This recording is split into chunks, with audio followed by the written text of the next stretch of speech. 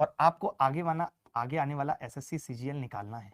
आप SSC CGL की तैयारी कर रहे हैं और आपको आगे आने वाला एसएससी सीजीएल निकालना है, तो मैं कुछ एक बातें लिखना चाहता हूँ यहाँ। डूज यानी कि क्या करना है और डोंट्स यानी क्या नहीं करना है। सबसे जरूरी चीज ये है, अगर आप ये समझ लेते हैं तो शायद मुझे लगता है कि आप अच्छा कर पाएंगे। देखिए, सबसे पहली चीज है कि सबसे पहली चीज ही ये है कि पढ़ाई करनी है। आप कैसे पढ़ाई करेंगे? डेली 8 से 10 घंटे निकाल पाएंगे पढ़ाई के लिए या नहीं? बहुत सारे लोग नहीं निकाल पाते, उनके पास वक्त की कमी है और उसकी एक बहुत बड़ी वजह है। मैं हमेशा एक बात कहता हूँ कि आज से 50 साल पहले लोगों के पास वक्त की कमी नहीं होती, अभी क्यों है? अभी इसलिए है लोगों के पास वक्त की कमी कि जो साधन हमने पिछले कुछ सालों में अर्जित किए, उन सबका उपयोग करने के बजाय हमने दुरुपयोग ज्यादा सोचा। तो हमें उन संसाधनों के दुरुपयोग से बचना। पहली चीज, पढ़ाई 8 से 10 घंटे तभी होगी जब ये मोबाइल का इस्तेमाल कम से कम हो।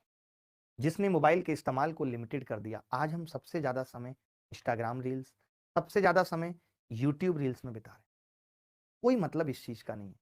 सब लोग अपने फायदे के लिए रील बना रहे हैं। लोगों को तरीके पता चल गए, व्यू लाने के तरीके क्या हैं। अपने साथ हमेशा एक कैमरामैन रखो। कहीं भी जाओ, जब कोई आपके पैर छू रहा हो, कोई आपके हाथ जोड़ रहा हो, उस वक्त की वीडियो कट करके यूट्यूब पे डालो, बताओ हम इससे मिले। जिन बातों का कोई महत्व तो नहीं है, आज टीचर्स हों, इन्फ्लुएंसर हों, ऐसी चीजों को बहुत प्रमोट कर रहे हैं। चलिए, इन्फ्लुएंसर का समझ आता है। टीचर हमारे जिस तरफ ये कहते हैं कि बच्चों के 4 महीने एग्जाम के लिए बचे हैं, उनको सिर्फ वो कंटेंट दिया जाए जो उनकी पढ़ाई में सहायक है। मैं भी अपने पूरे जीवन में या पूरे दिन में, जीवन की दिनचर्या में बहुत सारी ऐसी चीजें करता हूं जिसमें आपको इंटरेस्ट आ सकता है, मजा आ सकता है। लेकिन मैं वो नहीं दिखाना चाहता आपको, क्योंकि मैं ये समझता हूं कि उससे आपका समय खराब होगा। आप मुझे प्यार करते हैं, आप मेरी किसी भी एक्टिविटी को, किसी भी चीज को देखेंगे। हमें इस बात का ध्यान देना है कि हमें, देखिए, बहुत सारे लोग दूसरों के सपने साकार करने में लगे, क्योंकि अगर आप अपने सपनों को साकार करने के लिए सीरियस नहीं है, गंभीर नहीं है, तो ये समझ लीजिए कि दूसरे आपको अपने सपने साकार करने के लिए भाड़े पे रख लेंगे, और वही हो रहा है। आज आप दूसरों के सपने साकार कर रहे हैं। आप लाखों लोग मिलके किसी वीडियो को जब देखते हैं, तो उस वीडियो से ही तमाम पैसा या डिस्ट्रीब्यूशन या और बहुत सारी चीजें कह लीजिए फायदा मिलता है। तो मेरी आप सबसे हाथ जोड़ के विनती कि कंटेंट ओरिएंटेड वीडियो ही देखें। अगर आप अपने आप को कंट्रोल नहीं कर सकते तो यूट्यूब हटा दीजिए। मैंने भी अपने फोन में यूट्यूब हटा दिया। फिर आप हमसे भी मत पढ़िए, मैं कहूंगा फिर आप सेल्फ स्टडी करिए। मेरे फोन में आप देखेंगे, आप अच्छी तरीके से जानते हैं मैं जिंदगी के जिस पड़ाव पे हूं। मैं आराम से यूट्यूब पे भी समय बिता सकता हूं, ट्विटर पे भी बिता सकता हूं, इंस्टाग्राम पे भी बिता सकता हूं, बट मैं जब मुझे यूट्यूब पे लाइव करना होता है तो मैं यूट्यूब डाउनलोड करता हूं। कल मैंने अपने इंस्टाग्राम पे, मेरा मन था कि मैं एक रील डालूं। अभी तक मैंने 70-72 पोस्ट टोटल की हैं आज तक इंस्टाग्राम पे। बहुत रेयर कभी कभी करता हूँ। तो मैंने उसके लिए इंस्टाग्राम डाउनलोड किया और फिर हटा दिया। एक भी मेरे फोन में सोशल मीडिया ऐप नहीं है, लिंक्डइन से लेकर के फेसबुक, कुछ भी। क्योंकि सोचिए कि मैं आज, जब मैं विद्यार्थी नहीं हूं, मुझे अपने समय की कीमत पता है कि मेरे पास वक्त होगा, मैं माता पिता के साथ बैठ के 4 बातें करके उनसे उनका हाल पूछूंगा। मेरे कुछ मित्र हैं, उनसे उनका हाल पूछूंगा। लेकिन यूट्यूब की दुनिया इतनी बड़ी है, आप कितने रील खत्म कर लेंगे? रोज के 75 लाख रील यूट्यूब पे डलते हैं, कर पाएंगे क्या? तो आपको ये चीज करनी पड़ेगी। या तो आप यूट्यूब, इंस्टाग्राम बिल्कुल छोड़ दीजिए अगर आपके अंदर कंट्रोल नहीं है तो। और अगर कंट्रोल है कि सिर्फ आप कोई शॉर्ट नहीं देखेंगे, तो भैया पढ़ाई कर लीजिए कंटिन्यू, अपनी हिस्ट्री डिलीट कर दीजिए, क्योंकि यूट्यूब बहुत चालू है आजकल। आर्टिफिशियल इंटेलिजेंस बहुत चालू है, आप देखते होंगे। अगर आपने कोई एक टाइप की रील देख ली तो वो बहुत सारी ऐसी रील सजेस्ट करेगा। जैसे आप किसी ऐप में भी जाते होंगे, अब एनएमएस ऐप पे भी आप किसी कोर्स पे चले गए, तो सोचिए आर्टिफिशियल इंटेलिजेंस को पता चल जाता है कि आपने कोर्स ओवरव्यू किया है, वो कॉल कर करके आपकी नाक में दम कर देंगे। आपने एक कोर्स देखा, आपको अच्छा लगा तो ले लीजिए। तो आर्टिफिशियल इंटेलिजेंस कहीं हमारे इंटेलिजेंस पे भारी ना पड़ जाए, इसका हमें बहुत ध्यान हमें इस बात का रखना है कि आर्टिफिशियल इंटेलिजेंस हमारे ऊपर भारी नहीं होना। मैं फटाफट से 1 मिनट में बताता हूँ क्या क्या बातें करनी है। सबसे बड़ी चीज जो आज सबसे ज्यादा महत्व अगर पढ़ाई में किसी सब्जेक्ट्स पे देने की जरूरत है, तो सबसे पहली चीज तो मॉक टेस्ट डेली लगाना है, 4 महीने तक मॉक टेस्ट। जो बच्चे मॉक टेस्ट नहीं लगाएंगे उनका कुछ नहीं हो सकता। मैं रिक्वेस्ट कर रहा हूं, चाहे आपका सिलेबस पूरा हुआ है चाहे नहीं हुआ, आपको डेली एक मॉक टेस्ट देना है। डेली एक मॉक, सुबह जगते सबसे पहले यही काम करना है। मैं ये सुबह जगते ही क्यों बोल रहा हूं? ताकि जब आप सुबह ही जग के मॉक टेस्ट देंगे और आपके नंबर आएंगे 100 और 110, तो आपको अपनी औकात पता चल जाएगी। आपको लग जाएगा कि मेरा प्री नहीं निकलने वाला है। और मैंने कहा भी था कि प्री और मेंस की तैयारी एक साथ करनी है, तो जब तक मॉक टेस्ट नहीं देंगे तब तक सिलेक्शन नहीं होगा। बहुत सारे बच्चे हमारे यूट्यूब पे भी ऐसे हो सकते हैं जिन्होंने अलग अलग प्लेटफॉर्म के मॉक टेस्ट दे रखे होंगे। अगर ले रखे हैं तो वहां पे दीजिए, कहीं और ये मत करिए कि स्विच कर लीजिए। अगर आपने अभी तक कहीं पे मॉक टेस्ट नहीं लिया है, तो आप अभिनव मैथ्स ऐप पे भी 16,000 मॉक टेस्ट है एसएससी पास में, वो दे सकते हैं। इसके बाद ये होगा कि वो मॉक टेस्ट पैसों के हैं, और किसी बच्चे के पास पैसे नहीं है, एक भी रुपया नहीं है, लेकिन वो यूट्यूब से हमसे पढ़ा है और वो मॉक टेस्ट देना चाहता है, फ्री देना चाहता है, उसके पास पैसे नहीं है। जिसके पास पैसे हैं वो लगा सकते हैं, जिसके पास नहीं है वो क्या करे? तो वो इस नंबर पे 9971512230 पे कॉल करके फ्री एक्सेस ले सकता है। एक बार इस पे मैसेज डालेंगे, बताएंगे कि मैं यूट्यूब पे पढ़ता हूँ, यूट्यूब पे स्टूडेंट हूँ, मेरे पास पैसे नहीं है, तो मुझे मॉक टेस्ट फ्री दे दीजिए। अगर आप बैंक की तैयारी कर रहे हैं तो बैंक की, आप यूपी एग्जाम की कर रहे हैं, सबका अलग अलग पास है, वो आप ले सकते हैं। एक मॉक टेस्ट डेली देना है हर बच्चे को, ठीक है। दूसरी चीज ये है कि अब आपकी पहले जो प्रायोरिटी होती थी, जब सीजीएल का सिलेबस नहीं चेंज हुआ था, तो हमारी पहली प्रायोरिटी होती थी मैथ, फिर इंग्लिश पे हम फोकस करते थे, फिर रीजनिंग पे, फिर जीएस पे। यही हमारा होता था। हम मैथ्स को सब कुछ मान लेते थे, हमें पता था कि अगर मैथ्स अच्छा है, मैथ्स अगर हमारा अच्छा है तो हमारा सिलेक्शन 100% हो जाएगा। एक बच्चा टेक्स्ट बुक के बारे में लिख रहा है, ऐसे समझ लीजिए टेक्स्ट बुक और ये SSC pass, each same same ही है, सेम इंटरफेस है, सेम टेस्ट है, थोड़े बहुत क्वेश्चन ऊपर नीचे कुछ हो सकते हैं, एक ही बात है। टेक्स्ट बुक का ही इंटरफेस और हमारा interface as it is same है जो एसएससी में आता है। अब लेकिन प्रायोरिटी बदलने की जरूरत है। बहुत बच्चे अपने आप को चेंज नहीं कर पाते। पहले से तैयारी कर रहे थे एसएससी की, इसी चला लीजिए, पहले से एसएससी की तैयारी कर रहे थे, अब भी एसएससी की तैयारी कर रहे हैं, अभी भी उनकी प्रायोरिटी यही है कि वो मैथ्स को सबसे ज्यादा टाइम दे रहे हैं, फिर इंग्लिश को दे रहे हैं, और रीजनिंग जीएस पे उनका अभी भी ध्यान नहीं। तो अब आपको अपनी प्रायोरिटी बदलनी पड़ेगी। प्रायोरिटी कैसे बदलनी पड़ेगी? ऑलरेडी आप तैयारी कर चुके हैं, अब जो प्रायोरिटी रखने की जरूरत है, जीएस पे सबसे ज्यादा फोकस करने की जरूरत है। क्यों है सबसे ज्यादा फोकस करने की जरूरत?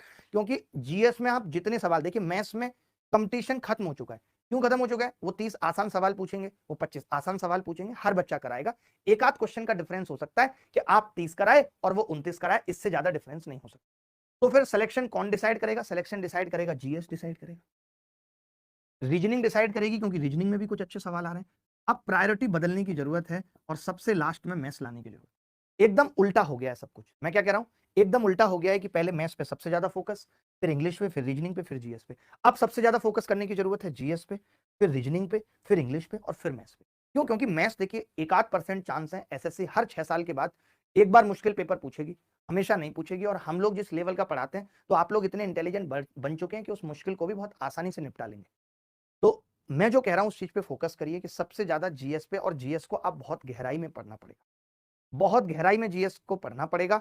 पेपर तक हम ये कर रहे हैं कि हम एक सीरीज चला दें कि 500 क्वेश्चन गहराई में, एक एक क्वेश्चन एक्सप्लेनेशन के साथ जीएस का, इंग्लिश, रीजनिंग, मैथ का, मैथ मैं खुद पढ़ाऊं, हमारे दूसरे वाले यूट्यूब चैनल एसएससी अभिनय मैथ्स पे डेली चले, ताकि जो बच्चे रिपीटर्स हैं, ऑलरेडी कहीं कोर्स खत्म कर चुके हैं, उनके लिए प्रैक्टिस स्टार्ट हो, उनके लिए प्रैक्टिस आए कम से कम।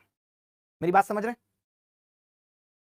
तो प्रैक्टिस हम चाहते हैं कि हम आपकी करवाएं, और हम अपने जो हमारा ये अभिनय मैथ्स चैनल है, इसके ऊपर हम ए टू जेड क्वांट के बचे हुए टॉपिक, लाइक ट्रिग्नोमेट्री जो हम आज से शुरू कर रहे हैं, उसके बाद ज्योमेट्री जो एक मेजर टॉपिक है, ये मैं खत्म करा दूं, क्योंकि ज्योमेट्री और ट्रिग्नोमेट्री से मिला के चलिए मेंस और प्री में 12 एक सवाल रहेंगे दोनों टॉपिक से। तो आप ये समझ लीजिए कि अगले एक महीने तक जब आप मेरे साथ जुड़ेंगे तो आपके 12 सवाल सही होंगे, और 12 तिया 36 ऑलमोस्ट नंबर हो गए। कहीं पे 2 नंबर का भी सवाल है तो 30 मान के चलिए कि 30 नंबर का जुगाड़ मैं कराऊंगा। और जो मैं ट्रिग्नोमेट्री में पढ़ाऊंगा, जो मैं ज्योमेट्री में पढ़ाऊंगा, एकदम लेटेस्ट पैटर्न के हिसाब से, उससे बाहर कुछ भी नहीं आएगा। उससे बाहर आपको घर पे जाके अलग से भी पढ़ने की जरूरत नहीं है, अलग से भी आपको पढ़ने की जरूरत नहीं है घर पे जाके, ठीक है। तो अब ये आपको पैटर्न बदल देना है कि जीएस पे ज्यादा फोकस करना है, रीजनिंग पे, इंग्लिश पे। आप ज्यादा से ज्यादा मैथ्स के लिए घर पे प्रैक्टिस के लिए ना 30 क्वेश्चन का सेट लगा सकते हैं। हमने 25 ये भी डाले हैं, क्या बोलते हैं, 25 पीडीएफ्स भी दे देंगे 30-30 सवालों की आपको विद सॉल्यूशन टेलीग्राम पे। तो आप वो पेपर कर लीजिए घर बैठ के आराम से। उसके अलावा टॉपिक वाइज प्रैक्टिस आप घर पे मत करिए। अगर आपका सिलेबस हो चुका है तो टॉपिक वाइज प्रैक्टिस मत करिए, भले 30-30 सवालों की प्रैक्टिस कर लीजिए, ठीक है। तो इतनी बातें थी जो आपको करनी है कि डेली एक मॉक टेस्ट देना है। उसके अलावा अपनी प्रायोरिटी बदलनी है। जो पहले maths, English, reasoning, GS sequence में पढ़ते थे, तो अब जीएस, रीजनिंग, इंग्लिश, मैथ्स पढ़ना है। रीजनिंग में जो भी कठिन टॉपिक है, जो भी कठिन सवाल आए, उस पर फोकस करना है, ठीक है। बच्चा क्या लिख रहा है कि सर राहुल गांधी वाली टी शर्ट पहनी है जिसपे बवाल हुआ था। बिल्कुल भाई, उन्हीं से लेकर पहनी है, उन्हीं से लेकर पहनी है टी शर्ट, ठीक है। अब क्या नहीं करना है, तो वाईटी रील्स पे फोकस नहीं करना है, इंस्टाग्राम रील्स पे फोकस नहीं करना है, फेसबुक से बिल्कुल नाता तोड़ देना है, किसी के शादी ब्याह में 4 महीने नहीं जाना है, उसको भी 1 घंटे से ज्यादा वक्त पूरे दिन में नहीं देना है, और बताना है कि मेरा कैरियर ज्यादा इंपॉर्टेंट है। ये सब चीजें हैं जो नहीं करनी है। बहुत सारी किताबें इकट्ठे नहीं करनी है। पूरे दिन एक ही सब्जेक्ट को नहीं पढ़ते रहना है कि एक ही सब्जेक्ट। ऐसा ना करें कि मॉक नहीं दे रहे या हार्ड मॉक दे रहे तो हार्ड मॉक नहीं देने, कोई मतलब नहीं है, उससे आप डिमोटिवेटेड ही होंगे और कुछ नहीं होगा। 2-3 एग्जाम्स एक साथ टारगेट नहीं करने। अगर आप एसएससी की तैयारी कर रहे हैं तो सिर्फ अभी 4 महीने एसएससी पे ही फोकस करें। अगली बात जो सबसे इंपॉर्टेंट है कि 110 नंबर आने के बाद अपना सिलेक्शन पक्का हो जाएगा, ये उम्मीद नहीं करनी है। बस 7-8 चीजें हैं जो नहीं करनी है इस दौरान। और क्या क्या नहीं करना है? ब्रेकअप नहीं करना है अभी, इससे बहुत टाइम खराब हो जाएगा। भले हालात कैसे भी अभी नहीं करना है, रोक देना है, ठीक है। तो चलिए अब शुरू करते हैं आज की क्लास। मैंने बता दिया क्या करना है क्या नहीं करना है, और मैं रोज आऊंगा तो रोज नई नई बातें बताऊंगा। आपको गाइड करता रहूँगा इन 4 महीने में कि किस-किस तरीके से पढ़ना है, कितनी-कितनी तरीके से पढ़